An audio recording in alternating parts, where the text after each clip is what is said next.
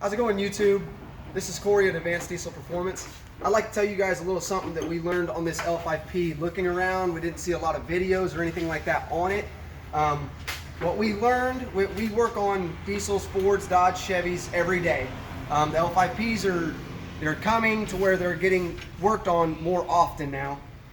What we found was this truck came in with a crank no start, and always on the old LML stuff, you always thought it was the primer bulb. On these L5Ps, they do not have primer bulbs. The L5Ps, they have in-tank lift pumps that Chevrolets haven't put on forever.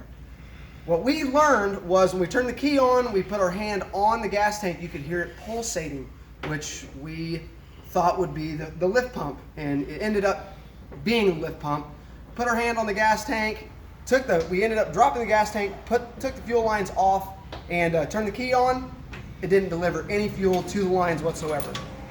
Bought a new fuel pump from GM, and I can put the part numbers and stuff in the description.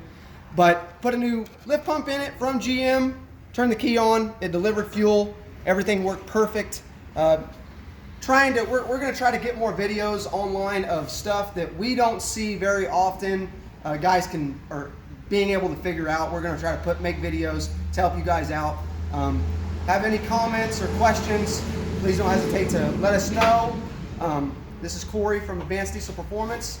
We'd love to help you guys out, try to make your lives a little bit easier. This was really a simple fix that if you would take it to GM, it probably would have cost you quite a bit of money. So thank you guys. Have a great day.